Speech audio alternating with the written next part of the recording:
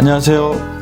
말씀사 이광재 목사입니다. 저희들은 기드온이 하나님이 왕이시다, 여호와 하나님 왕이시다 라고 말은 하고 있지만 그가 하는 행동들, 또 말들, 또 삶의 여러 가지 모습들 속에는 이미 스스로가 왕이다 라는 생각을 하고 있다는 것을 제대로 확인하였습니다. 또 그것이 가지고 온 여러 가지 치명적인 이스라엘을 앞으로 어떠한 참 비참한 결과로 이끌 것인가에 대한 것도 같이 나누는데요.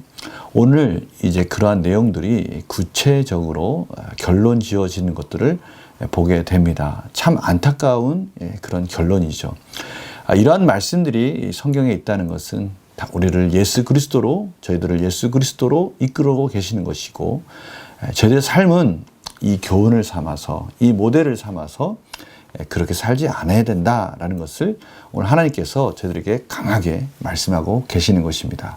오늘 말씀을 통해서 또 하나님의 귀한 메시지를 듣는 시간 갖도록 하겠습니다.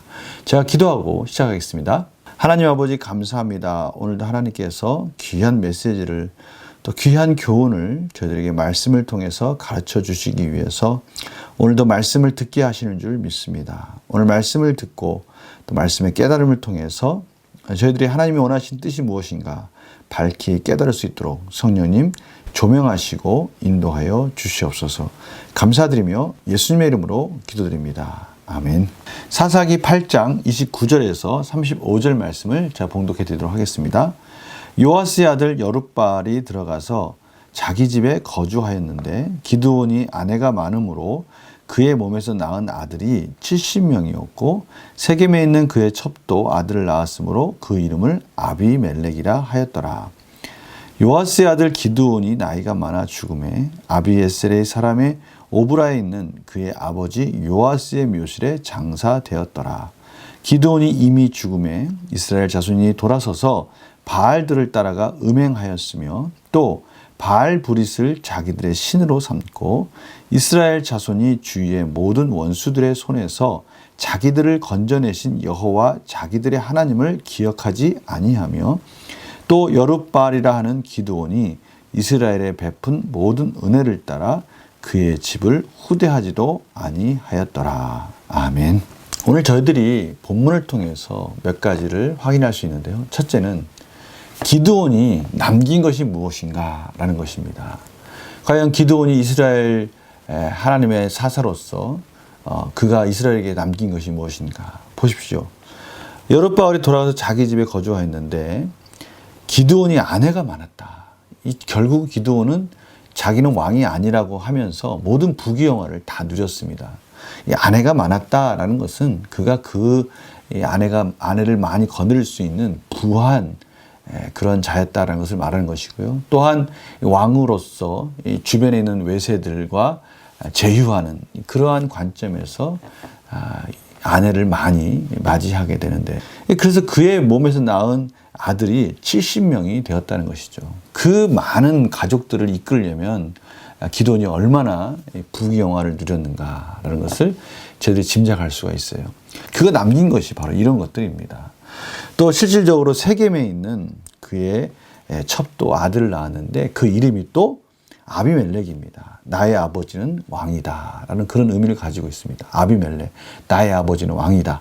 그러니 기드온이 자신이 말로는 왕이 아니라고 하면서도 실질적으로 왕으로서의 그런 모든 행세는 다 하고 있었다라는 것을 알 수가 있습니다. 기드온이 남긴 게 뭡니까?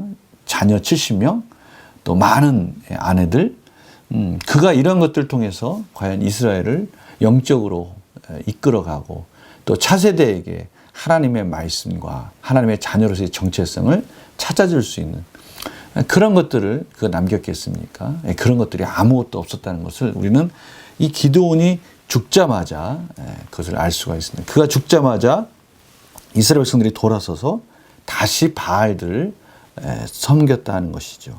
음행했다는 것이죠. 다시 간음하기 시작했다는 것입니다. 또한 바알 브릿을 자기들의 신으로 삼았다. 바알 브릿이란 뜻은 언약의 주, 언약의 바알, 이런 의미를 가지고 있습니다.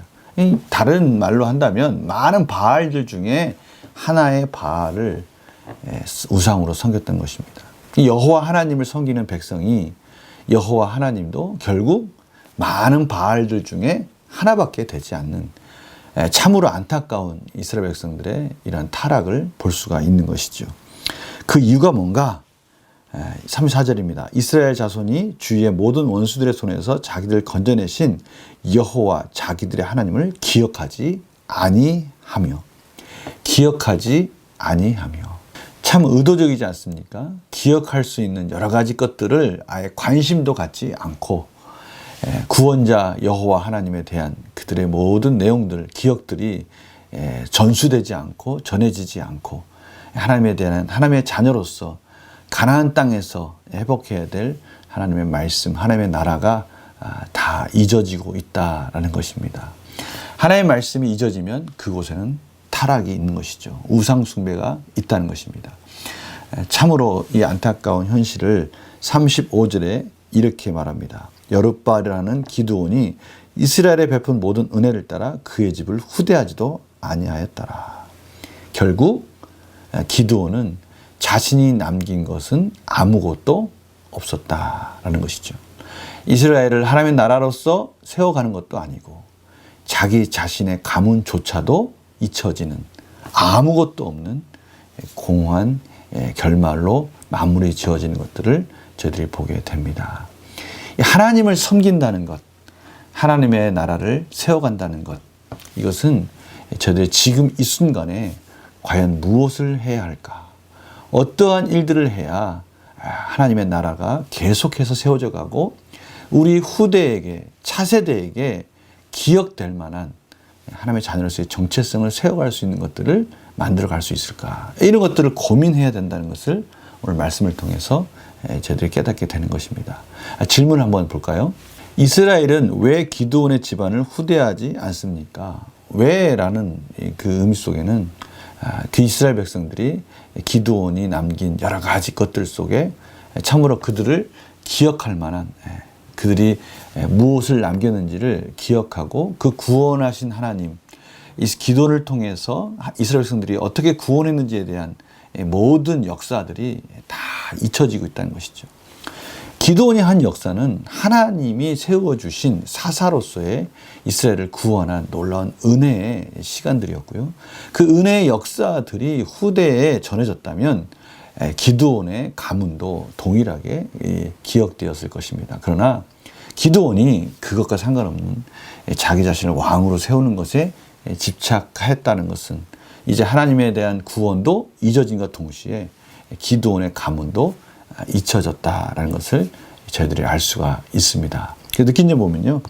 철저히 눈에 보이는 것에 따라 자고 우면하는 이스라엘 보면 무엇을 느낍니까? 철저하게 보이는 것. 지금 이들의 미래에 대한 운명이나 미래에 대한 여러 가지 비전과는 상관없이 지금의 삶에 만족하고 지금의 삶에 집착하는 모습. 저희들은 이 기드온을 통해서 그 단적인 면을 지금 보았던 것입니다. 기드온이 바로 그렇게 살았던 것이죠. 자기가 이스라엘의 사사로서 세워진 것은 하나님의 은혜였는데 그 하나님이 주신 은혜를 오직 자신의 배만 채우는 그러한 것들로 남겨버렸으니 이제는 그 현실에 집착한 그 모습 속에 남겨진 것이 아무것도 없었고요.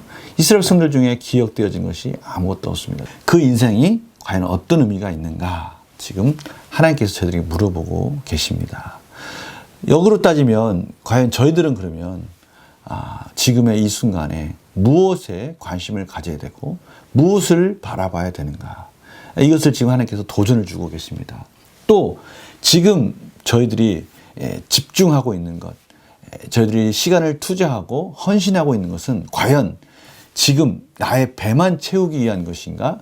아니면 공동체, 교회 공동체, 또 하나님의 비전, 하나님의 나라, 차세대에게 계속해서 기억되어질 수 있는 하나님의 자녀로서의 하나님의 나라를 위한 것인지 영원히 기억되어질 수 있는 그런 것들에 저희들이 관심을 가지고 집중하고 있는지 이런 부분에 대해서 한번 점검해 봐야 된다는 것입니다. 오늘 기드온과 이 이스라엘 백성들의 모습 속에서 현실에만 집착하고 있는 이 안타까운 모습, 결국 이것이 이스라엘을 멸망의 길로, 타락의 길로, 공허한 길로 인도하고 있다라는 것을 말씀해 주고 계십니다. 그래서 결단과 적용도 바로 이런 부분 아니겠습니까?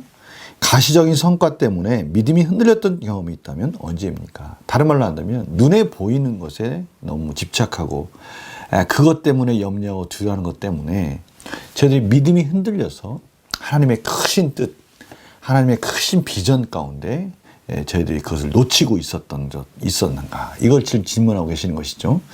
당장 눈에 보이지 않아도 믿음으로 오늘 인내해야 할 일이라면 무엇입니까? 믿음이라는 것이 무엇입니까? 믿음은 보이지 않는 것들의 증거이지요. 하나님의 말씀에 근거해서 눈에 보이지 않지만 믿음으로 그 말씀이 이루어질 것을 기대하고 걸어가는 삶이 믿음의 삶입니다. 하나님의 비전은 이 성경에서 바로 그렇게 이루어졌습니다.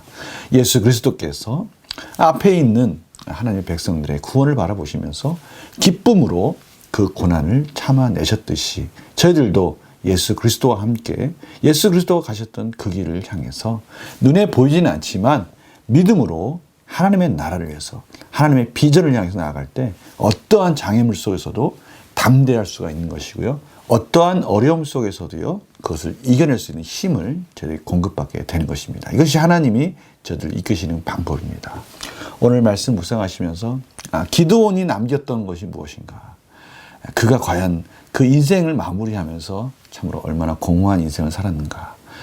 그로 인해서 이스라엘 공동체가 얼마나 안타까운 현실을 직면하게 되었는지를 보면서 저희들은 믿음으로 하나님의 비전을 바라보며 정말 가치 있고 소중한 하나님이 기뻐하시는 당장 눈에 보이진 않지만 하나님이 주시는 말씀의 응답과 그 말씀의 열매를 바라보는 그러한 일들 가운데 시간과 우리의 힘을 또 우리의 모든 것들을 은사와 내용들을 담아내는 그러한 복된 하루가 되시기를 간절히 축원합니다. 제가 기도하고 마치겠습니다.